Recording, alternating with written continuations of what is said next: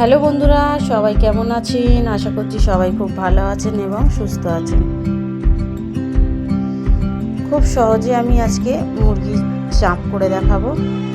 Normal যেরকম বাড়িতে খাই সেইভাবেই সেরকম করেই পিস করে নেব। নিয়ে প্রথমে একটুখানি তেল নিয়েছি। এখানে তেলটা অনেক বেশি লাগে, আপনারা আপনাদের আন্দাজ মতো দেবেন। আমি যেহেতু তেলটা বেশি খাই না, সেই জন্য আমি অল্প পরিমাণেরই তেলটা নিয়েছি।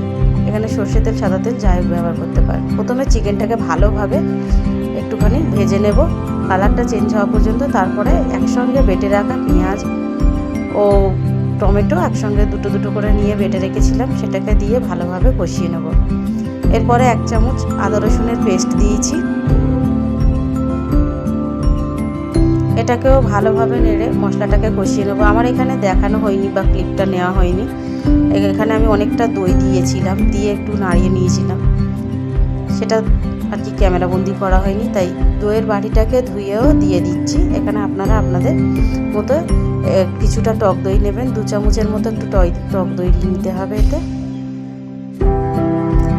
এবারে আমি 1 চামচের মতো জিরে মরিচ গুঁড়ো, 1 চামচ হলুদ গুঁড়ো ও 1 চামচ লঙ্কার গুঁড়ো নেব। নিয়ে মশলাগুলোকে সব একসঙ্গে ভালোভাবে কষিয়ে নেব। আমার রান্নাগুলো ভালো লাগলে অবশ্যই আমার চ্যানেলটাকে সাবস্ক্রাইব করবেন। আমি সবসময় বলি সাবস্ক্রাইব করার কথা, কিন্তু আপনারা দেখেন চ্যানেলটাকে সাবস্ক্রাইব করেন না। আপনারা কমেন্ট করে জানাবেন, আমি অবশ্যই আপনাদের কমেন্টের উত্তর দেবো।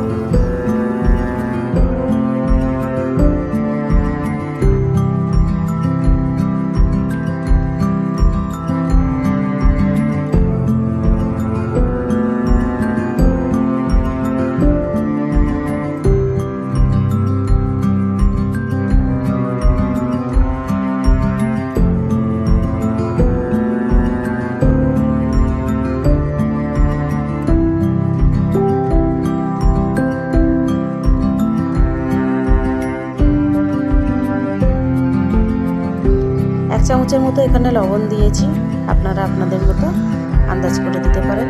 দেখতে পাচ্ছেন মশলাটা কত সুন্দর কষানো হয়ে এসছে। এই মশলাটা কষানো হয়ে এসছে, অবশ্যই আপনারা একটুখানি তেলটা বাড়িয়ে দিলে আরও সুন্দর দেখতে হবে। এখানে আমি তেলের পরিমাণটা আগেই বলেছি কম দিয়েছি, চাঁপেতে একটু তেলের পরিমাণটা বেশি হয়, যেহেতু বাড়িতে খাবো সেই জন্য তেলটা আমি একটুখানি কমই নিয়েছি।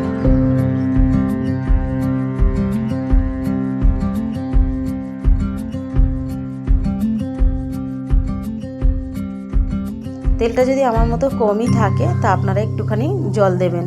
আর যদি তেলের পরিমাণটা আপনাদের বেশি থাকে তাহলে আমি বলবো গ্যাসের ফ্লেমটাকে একটুখানি লো করে আপনারা চাপা দিয়ে রান্না করবেন, রান্নাটা সহজে হয়ে যাবে।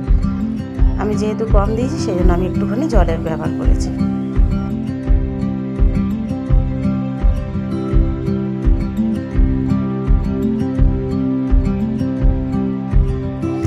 আরও একটুখানি আমি জল দিয়ে দিলাম, যেহেতু পেঁয়াজের পেশা আছে সেই নিচেই লেগে যাচ্ছে, সেই জন্য আর একটুখানি জল দিয়ে দিলাম।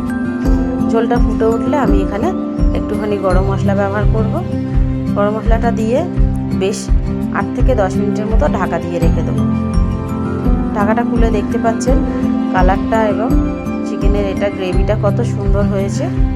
এইভাবে গরম গরম নিয়ে সার্ভ করুন। Thank you.